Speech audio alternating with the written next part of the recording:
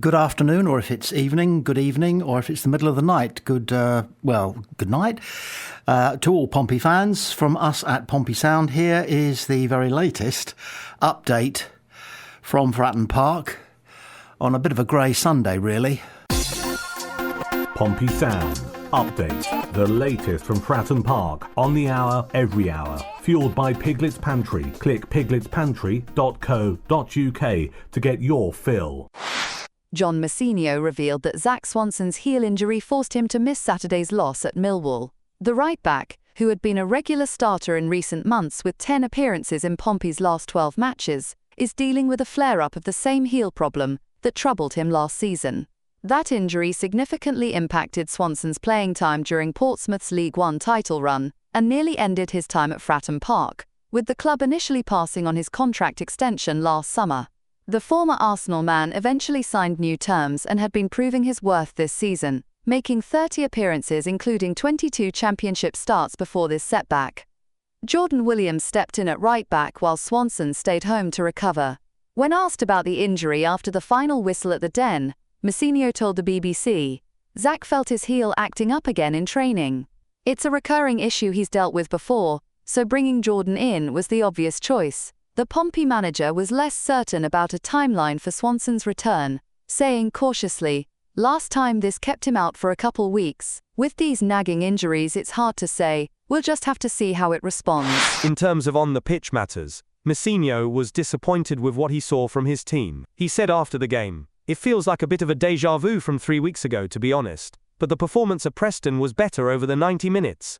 We didn't play particularly well on Saturday. We were a bit too predictable. We went long too early on without trying to get the extra pass, then started the second half a bit slowly as well. It wasn't actually until we went a goal down that we started to play with a bit of confidence. We started to get the ball forward and put Millwall under pressure. We should have scored before we got the equaliser. We were very good when we went a goal down. We have to find a way to at least get close to that level of performance when we're not a goal down. It was a case of getting back in the game and throwing it away again. It's really frustrating when we get back into the game, then shoot ourselves in the foot and invite pressure before conceding the second." My reaction after Preston was, we needed to get some realism into the boys about the situation and how we were performing. I suppose having that reaction again means it has fallen on deaf ears. It had fallen a bit on deaf ears against Preston, although we did react against Blackburn, and now we've done the same things again. He added, "We didn't show enough bravery. We're not asking the lads to play 25 pass sequences out from the back and get it forward.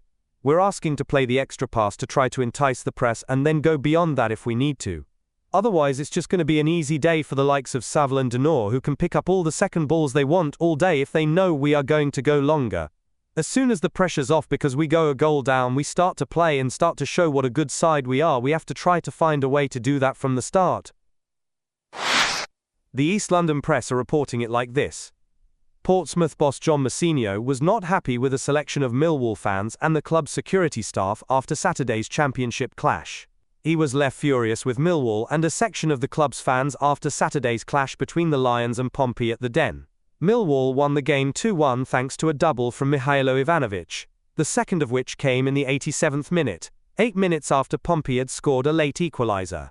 But the win, which keeps Millwall within 6 points of the playoffs, was marred by claims from Portsmouth boss Messineo that, quote, discriminatory language was repeatedly being shouted from near the away dugout. Messineo reported the language to the referee, and then again, at a later stage, to the fourth official, with the game briefly stopped in a bid to deal with it. But Messineo says not enough was done by stadium staff, with the language continuing throughout the game. He said, "The reason I spoke to the ref was there was discriminatory language coming from behind the dugout. The second time I reported it to the fourth official, and it kept happening. I don't know if we want to take discrimination seriously or not. The response there wasn't serious, it was a joke. Not from the officials, by the way, they did their job. I think we just pay lip service to it and do nice videos, and that's it. I've come across it very rarely in football. What's the point? No one does anything about it, so what's the point? I have seen it with my own eyes today. I reported it, no one did anything about it, it kept happening. It's as simple as I can make it." Alex Neil believes Pompey struggled to deal with his side's direct approach as they changed tack to turn over John Messineo's side. The Millwall boss highlighted a move away from a possession-based game as significant, as his team picked up a 2-1 win at the Den. Two second-half Mihailo Ivanovic goals did the damage, as the Serb rose unopposed from a set-piece before heading home the decisive goal 3 minutes from time. He told the Southwark News, "It was a bit of a different approach from us. Obviously a lot of times we've been playing a lot of nice football and a lot of nice patterns. I was really frustrated at Sunderland, and the fact that although I thought we had good control in the game, we didn't create enough chances. We didn't put enough crosses in the box, we didn't ask enough questions of them. That was something that I wanted to change today. Also the fact that Portsmouth are so aggressive getting the ball back. I think along next to us they're probably one of the best teams at getting the ball back in your half. So what we didn't want to do was unnecessarily risk the ball and let them jump on top of us and turn the ball against us. That's why I put 2 up top. That's why we turned the ball a lot more direct today, and I thought it worked. That's why we won the game. The best teams in this league win games in a variety of ways, and I thought we won the game today in a very different way than what we've won a lot of the games since I've been here, which is really pleasing." Ivanovic proved the major thorn in Pompey's side, as the Serb grabbed his 9th Millwall goal of the season, with the 20-year-old causing the visitors problems with powerful strike partner Josh Coburn. Neil told London News Online, "Ivanovic was brilliant. Any 20-year-old that leads the line in the Championship, and he will get double figures before the end of the season. To do that is an unbelievable season. It will not surprise me if people start talking about him. There was something I read the other day about the top 10 young talents from Europe, and he was one of them.